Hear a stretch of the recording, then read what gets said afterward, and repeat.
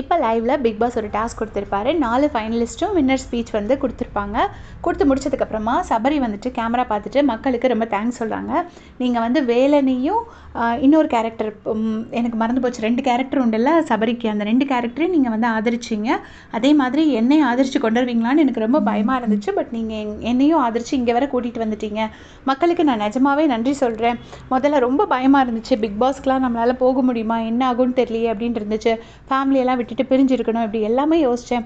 But உள்ளே வந்ததுக்கப்புறம் பார்த்தா எனக்கு இதை விட பெரிய ஃபேமிலி கிடச்சிருக்கு, அதுக்கு ரொம்ப தேங்க்ஸ் அப்படின்னு சொல்லிட்டு கொஞ்சம் கிரிஞ்சாக தான் இருக்கும் அப்படின்னு சொல்லிட்டு ஒரு பக்கமாக அந்த ஏதோ ஒரு வேலைக்காரன் இதில் வந்துட்டு இப்படி ஒரு பக்கமாக கையை வச்சு கும்பிட்டுருப்பார்ல, அந்த மாதிரி ஒரு ஆக்ஷன் பண்ணிவிட்டு சிரிச்சுட்டு போகிறாரு. அதுக்கப்புறமா பார்த்தீங்கன்னா எஃப்ஜேயும் ஆதிரையும் என்ட்ரி கொடுக்குறாங்க. ஆதிரை ஃப்ரண்ட்டில் வராங்க, எஃப்ஜே வந்து கன்ஃபெஷன் ரூம் வழியாக வராங்க. வந்துட்டு எஃப்ஜே ஒரு சூப்பரான ஒரு பெர்ஃபார்மன்ஸ், ராசாத்தி சாங் இருக்குல்ல, அவ்வளோ அழகாக ஏஆர் ரஹ்மான் பாடின சாங்கை வந்துட்டு அவ்வளோ சூப்பராக பாடினார். பாடி முடிச்சதுக்கப்புறமா பிக் பாஸ் வந்து 2 பேரையும் வெல்கம் பண்ணுறாங்க. எஃப்ஜே அண்ட் ஆதிரை 2 பேருமே வெல்கம் பண்ணுறாங்க. உடனே பிக் பாஸ் இவ்வளோ பேசினா மட்டும் போதுமா, எனக்கு ஒரு ஏதாச்சும் ஒன்று கிஸ் கொடுங்க அப்படின்னு சொல்லிட்டு எஃப்ஜே கேட்குறாரு. உடனே கிஸ் வேணுமா இல்லைன்னா வேறு எதுவும் வேணுமா அப்படின்னு கேட்குறாங்க. எனக்கு கிஸ் தான் வேணும் அப்படின்னு சொல்லிட்டு எஃப்ஜே சொல்கிறாரு. சரி வாங்க, கன்ஃபெஷன் ரூம் பக்கத்தில் ஒரு கேமரா இருக்குல்ல, அதுக்கிட்ட வந்து ஃபேஸை காட்டுங்க அப்படிங்கிறாரு.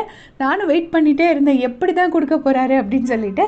பார்த்தா கேமராலேருந்து அவர் கிஸ் பண்ணுற சவுண்ட் வந்துச்சு. எல்லோரும் பயங்கரமாக ஷாக் ஆகிட்டாங்க. இது வரைக்கும் அவர் யாருக்குமே கொடுத்ததில்லைன்னு நினைக்கிறேன், எஃப்ஜேக்கு தான் கொடுத்துருக்காரு. கொடுத்த உடனே எல்லோரும் பயங்கர எக்ஸைட் ஆகிட்டு திவ்யா வந்து ஆதிரையை கிஸ் பண்ணுறாங்க, அரோரா வந்து திவ்யாவை கிஸ் பண்ணுறாங்க. எல்லார் கணத்துலேயும் லிப்ஸ்டிக் மார்க் இருக்குது. அப்புறமா வந்துட்டு அரோரா வந்துட்டு துஷாரை கிஸ் பண்ணாங்க. துஷாரோட கண்ணெல்லாம் ஃபுல்லாக ரெட் கலரில் இருக்குது. அப்புறமா துஷார் வந்து எஃப்ஜேயை கூப்பிட்டு நீயும் கிஸ் பண்ணிட்டு போடா அப்படின்னாங்க.